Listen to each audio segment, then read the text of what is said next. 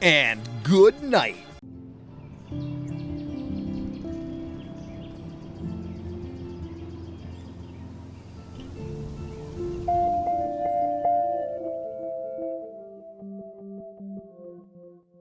The concept album is a fascinating thing. Of course, you'd have the big three commonly cited rock operas like Queen's A Night at the Opera, and David Bowie's Ziggy Stardust and the Spiders from Mars, and The Who's Tommy. There is one more album that stands out above the rest. One album that's commonly cited as the greatest concept album in rock opera ever made, Pink Floyd's The Wall. This album tells the story of a strung-out, washed-up rock star having a mental breakdown while on tour and unfolds from there. The album deals with themes of loss and grief, war, fascism, and the cost of being famous, as told through the lens of extreme cynicism. The album was a huge success, and given its formatting, you'd expect it to also get turned into a movie. And it did. The movie is largely the same as the album, and it's a fascinating art piece that was extremely critically divisive due to how surreal the movie is, and how people tend to misinterpret the movie's critiques of fascism as support. With all of this in mind, I think The Wall is one of the greatest pieces of musical storytelling ever written, and deserves to be studied and analyzed in a critical fashion. I plan to break down the story, the imagery of the movie, the point of it all, and why The Wall is a masterpiece. If you want to find out what this story is all about, you'll just have to claw your way through its disguise. The story starts off with a call to theater of sorts, with the protagonist of the album, a rock star named Pink, inviting the audience to find out what's behind these cold eyes and claw their way through this disguise, before launching into him starting the show with the earliest starting point he can.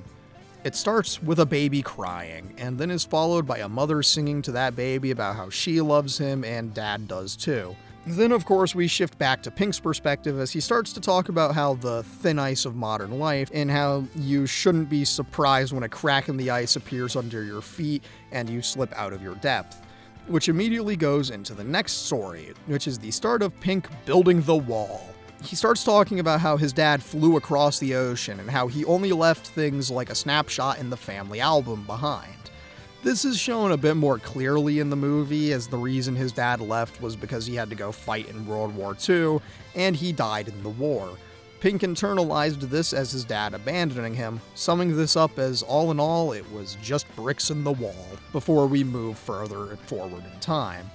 Pink recounts how awful his teachers were and how they'd hurt kids and use all the weaknesses a kid had no matter how well hidden. He then laughs about how everyone in the town knew that when the teachers got home at night, their fat and psychopathic lives would thrash them within inches of their lives, before launching into how school was, all in all, just another brick in the wall. He talks about how he views school as just needless mind control, how it abuses kids and isn't good for anyone involved. As he says, "Hey, teacher, leave us kids alone." But regardless, it is still another brick in the wall. This part ends and we move up to the present day, as there is a phone beeping. The movie reveals that this was Pink trying to call his wife while he's on tour, but he doesn't get a response.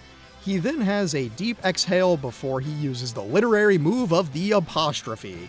The apostrophe isn't just a punctuation mark, it's a rhetorical move where someone has a conversation with someone who isn't there. And in this case, it's the titular woman from the best track on the album, Mother. Mother is Pink contemplating many things, whether it's the opening line of "Mother, do you think they'll drop the bomb?" or even "Mother, should I trust the government?" before ultimately asking, is it just a waste of time? There's a lot to unpack. Then he gets his responses from Mother, which are all essentially about how his mother smothered him by trying to protect him, and the song eventually lands on Pink deciding to complete the wall, due to the influence of his delusional conversation with Mom. He talks about his relationship problems and what's honestly his fear of women. As the song wraps up, Pink launches back into his childhood trauma as he talks about living through the bombings of World War II. This obviously traumatic experience is summed up best in the line, "The flames are long gone, but the pain lingers on." And he then goes back into the present day with him trying to call his wife and her not picking up again, before saying that he's close to completing the wall now. As he's on tour, he turns towards sex and drugs, all because his wife is cheating on him, as is revealed when he calls home and another man picks up and then hangs up the phone immediately after hearing who was calling. Then he picks up a fan after a show and takes her back to his room, but instead of having sex, he's finally cracked and he starts destroying his hotel room. He's finally lost it, and the next track is a desperate, insane plea to his wife for her to not leave him. I choose to ignore this plea song because it isn't particularly relevant other than to establish his mind descending further and further into the abyss, as revealed by another round of bricks in the wall, before finally reaching the end of the first half, Goodbye Cruel World, which is a metaphorical suicide of the old Pink. He's completed the wall, he's broken, he's defeated, and more importantly, he's catatonic. The movie shows this with him just sitting in his demolished hotel room with a vacant look in his eyes and his body unmoving. Thus ends Part 1. The second half begins with a desperate cry for help. Pink, surrounded by the fully completed wall, shouts if there's anybody out there. Actually, the first two songs of Part 2 are him crying for help that serves as a good recap for the first half. Eventually, we see Pink hit the realization that he has nothing, in a song that includes the wonderful line, "I've got 13 channels of shit on the TV to choose from," all in an effort to establish how he is barely even alive, or there mentally.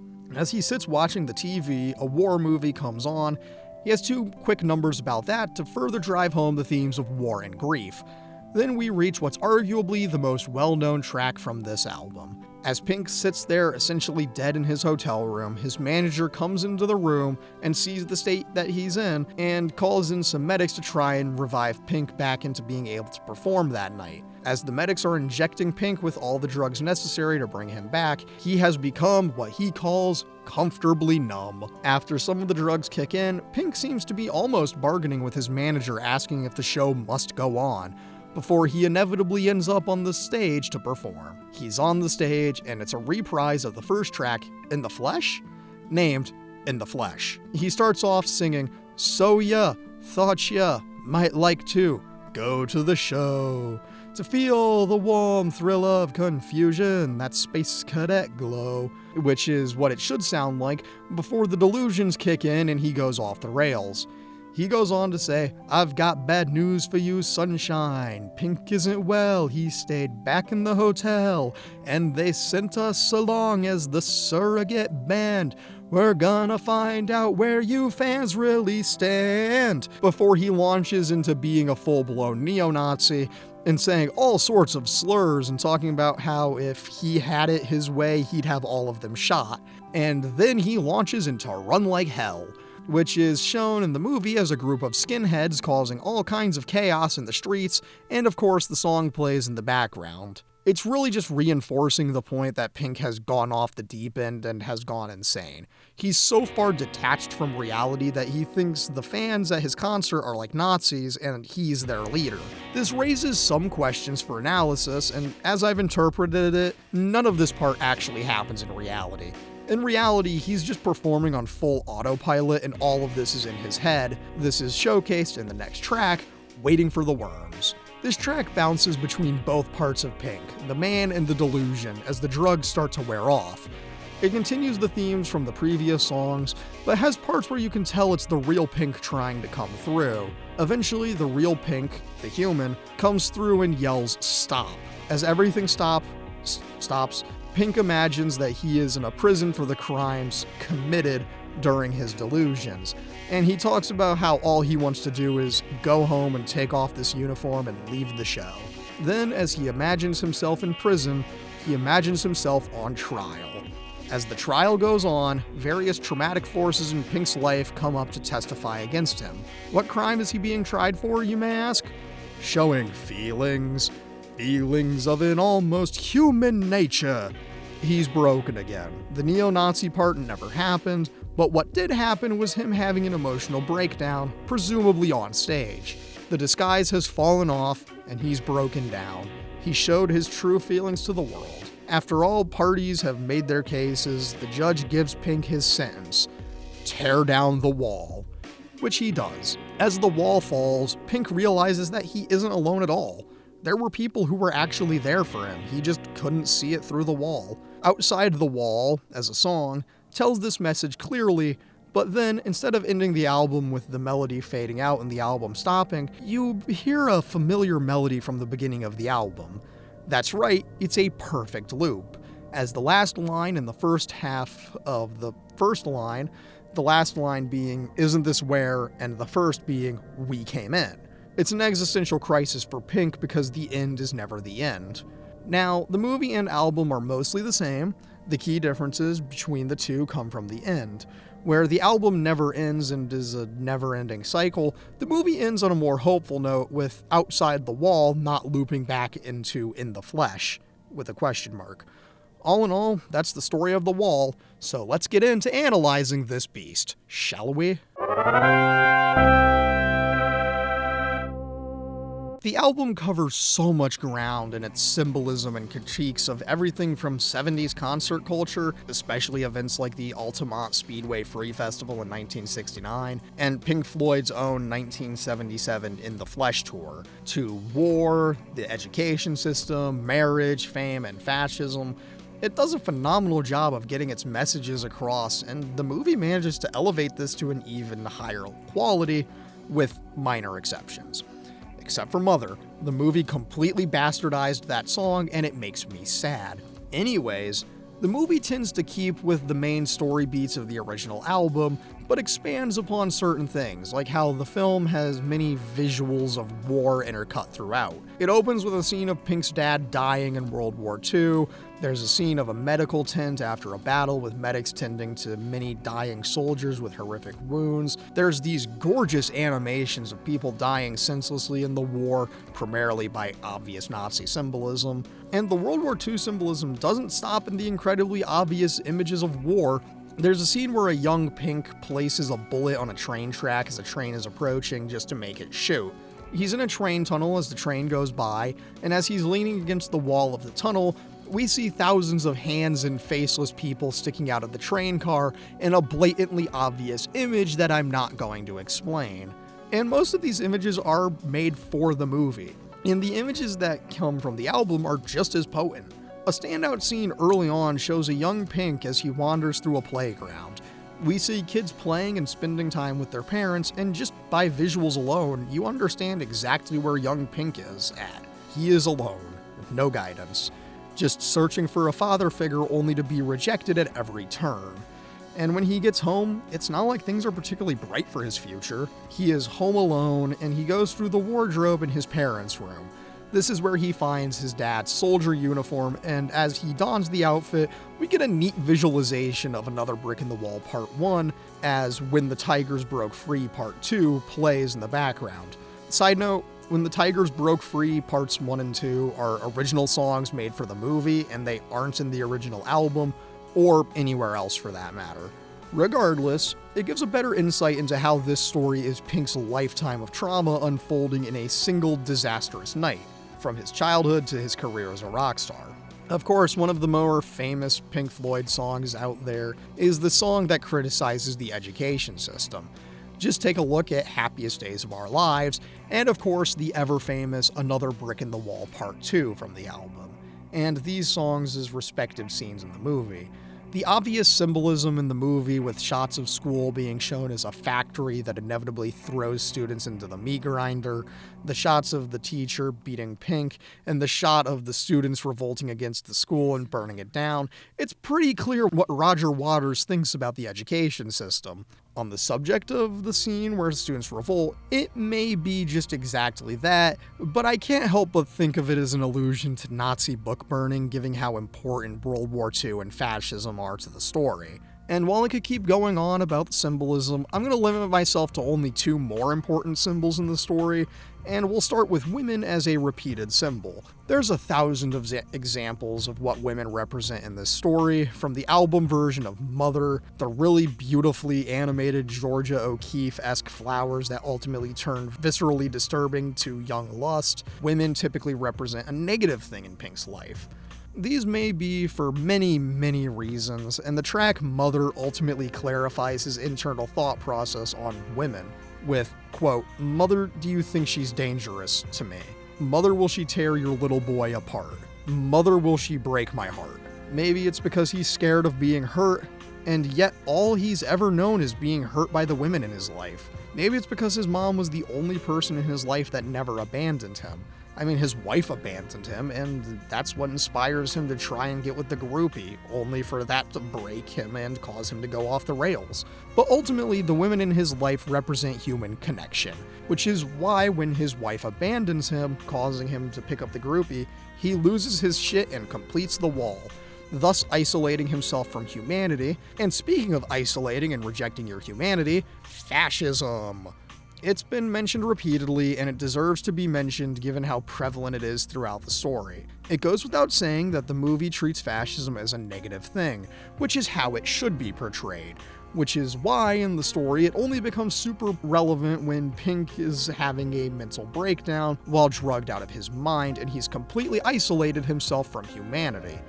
It's a commentary on how damaging pure isolation can be, not only to yourself, but to others, as shown with In the Flesh, no question mark, Run Like Hell, and Waiting for the Worms.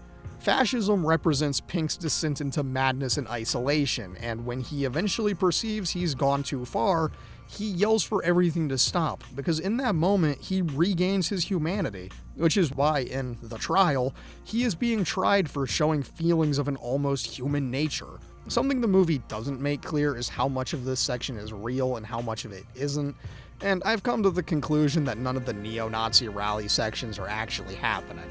I believe that what's actually happening is Pink being forced to perform, and as he's performing in this drugged up state, he has another breakdown during the show and is just on stage having a full meltdown in front of the audience. Which is why his sentence at the beginning of the trial is for him to be exposed before his peers and to tear down the wall. The trial was a figment of his imagination, but his breakdown on stage isn't, at least in my interpretation of it anyway. Speaking of my interpretation, let's cut to the point and discuss the point of the wall. I mean, it's such a horribly depressing experience that surely its ultimate message is one of despair, right? Actually, no. It's quite the opposite message even. The core message and point of the wall is one of hope. It's that no matter how rough life gets, there are people there for you that care about you. But how much you let them in is up to you. You can completely isolate yourself from the world and continue to let your problems worsen, or you can tear down the wall and receive the help you need. It's a tad cliche, but nevertheless it's important to hear the message, especially in a form as intimate as music. Don't get me wrong, there's 1,000 messages within the wall, some of them more obvious than others, some more personal to the people who worked on it than others, and some that are a secret third thing. But above all else, this is a story of overcoming trauma and seeking help to deal with it instead of isolating yourself from the world. While it is tempting to do it, you really shouldn't, and that's the point of it all in a general sense. I mean, you could argue the main point is to critique fascism and imperialism from when Margaret Thatcher was in power, which is a common argument about this album, especially concerning the Falklands War. Or you could argue that the main point of the album is the costs of being famous on someone else's well-being or the existential crisis of being. Or you could argue for 1,000 other interpretations that you may come up with by yourself. But I will stand by my interpretation. Go ahead, tell me your interpretation in the comments below. I'm eager to hear it, unless you're Doug Walker, in which case, please never talk about this movie or album again. The Wall is a fascinating work for many reasons I have just discussed, and they all work to prove that this album is a masterpiece. But there's a bit more I need to address before I can wrap things up, so let's get to it. Personally, I find musical storytelling fascinating. It can add a lot to any work when the soundtrack kicks in with some poignant extra meaning, and it can even say more than dialogue can at certain moments. Keep this in mind, because this movie has maybe like 3 real lines of dialogue in it, because, it started as an album. But this is an exercise in musical storytelling. You'll get the same experience and understand the story if you just listen to the lyrics, and I mean actually listen, because a lot of people just think of Pink Floyd as stoner rock, Dark Side of the Moon, that kind of thing. but it's so much more than that. Of course, the music itself is phenomenal, and I'd talk more about that more in depth if I were qualified to, but I know about as much about music theory as I do about the early days of Chinese filmmaking, which is to say absolutely nothing, so I won't talk about that. But I will talk about the lyrics because I can talk about that, and I already have. But in a more broad sense, the lyrics of the album tell a timeless story unrivaled by any other concept album out there, and I'll stand by that. It's amazingly created, beyond thought-provoking, and it sounds great on top of everything else. In addition to all of that, it was successfully turned into one of the greatest music movies ever made. I know critics in the early days like to bash the album and movie for how pretentious they are, and I understand that. This is definitely a little pretentious album, and this is likely a pretentious review that makes me sound like a pompous dick. However, in the many years since this album was released, it's been recognized as one of the greatest albums ever made, and it deserves that reputation. And to avoid any repetition, I'm going to wrap things up now and finish this essay that has been in production for way too long. Side note, I was writing this when I was in high school. Yeah, so this thing was on the back burner for a while when a bunch of other things took priority, so that's what that line's about. Anyway, let's wrap this up properly now, right? Shall we? Something? Help! So, safe to say I really like this album, and safe to say I really like the movie. They're both so beautifully done that I can't recommend it enough, regardless of how dark they are. It's a story everyone should experience, and I don't mean experience as in listen to it casually, I mean really experience. Sit back, play it loud, and really listen to it. You won't regret it. And now I'm tasked with rating this, which is a hard task given that I don't feel qualified enough to rate music, but I'll throw out a number that feels right to me. I'd give a 10 out of 10 for the album and an 8.5 out of 10 for the movie. The album is perfect, and the movie definitely is really good, but it definitely has its faults. For one, the movie version of Mother really ruins the experience for me, because the album version is just such a powerful song full of guitar and a sound that just hits so hard, and the movie version just completely removes the punch from the song in a way that I can't forgive. Also, a lot of the shots in this movie don't particularly make sense, like the shots of people breaking the window of an electronics store and getting caught by the police. It's not relevant to the story, but it's there. Regardless, it is still a really good movie, but please do be aware that it is a very heavy and dark story, so be mindful should you want to experience it yourself. I really think you should, but I just want you to be prepared. With all of that in mind, thank you for reading this essay about a 46 years old album at this point that I just talked about for 7 pages of script and kind of feel like I barely even analyzed. But whatever, it really means a lot to me. Thanks again!